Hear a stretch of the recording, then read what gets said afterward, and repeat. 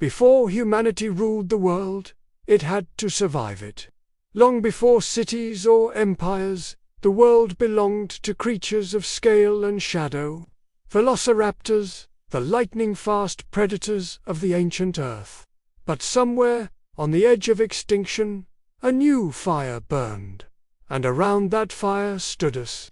Not yet kings, not yet conquerors, just fragile hunters, dreaming of control in a world that wanted us dead.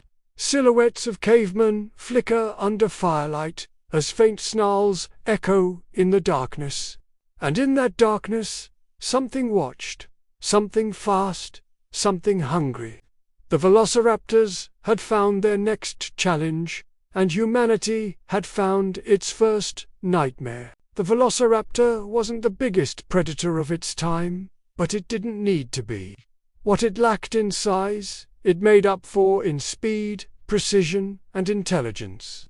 They hunted in packs, coordinated, surgical, efficient. They could outthink prey, outmaneuver enemies, and strike before a heartbeat could pass. Imagine a pack stalking through tall grass, their eyes glinting gold under the moonlight. Each raptor weighed barely as much as a man, but their claws were blades, curved talons, capable of slicing flesh like silk, and their brains, more complex than nearly any predator alive. They didn't just hunt for food, they hunted for dominance. And on this night, they would meet a rival that hunted with something even deadlier: fire. The cavemen were slow, fragile, breakable, but they were something new, something unpredictable. They lived by instinct, but survived by thought. Every movement was an adaptation. Every mistake was a lesson. You can picture them crafting stone-tipped spears, sparks igniting a campfire against the dark. When the night grew long and the predators grew bold, man learned that the world could burn, and with fire came a sense of control. But control breeds arrogance, and arrogance always attracts predators. A faint rustling in the grass, then silence. A young caveman walks away from the fire to fetch water, watched by unseen raptor eyes. That night, they came not as beasts, but as a storm. Silent, swift, deadly. The first man didn't even have time to scream. When instinct meets strategy, the line between predator and prey disappears.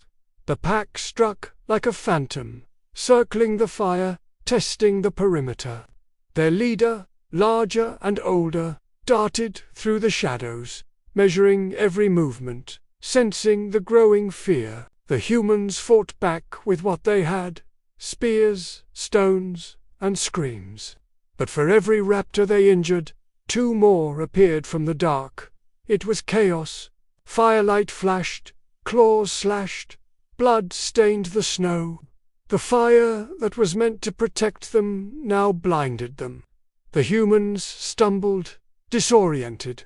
The predators adapted, using the darkness as their weapon. And when dawn finally came, there was only silence.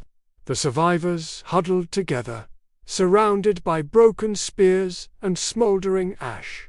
The fire had not saved them, it had only attracted the hunt. But man's greatest weapon has never been brute strength. Its persistence. Days passed. The tribe buried its dead.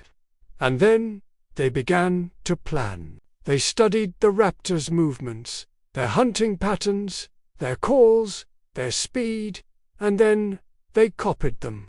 Humans crouched in the brush, mimicking raptor sounds, moving in synchronized formations.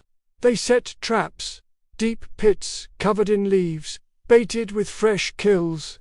They lit fires, not for warmth, but to herd their enemy toward death.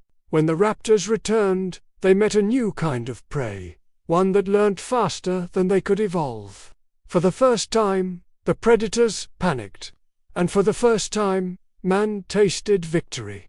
The Velociraptors ruled through speed. Humanity survived through thought. And when speed met thought, the future was decided. The raptors' reign ended, not in fire or fury, but in silence. Their kind faded into the dirt of time, while man rose, building tools, language, and memory. But deep within us, something of them remained.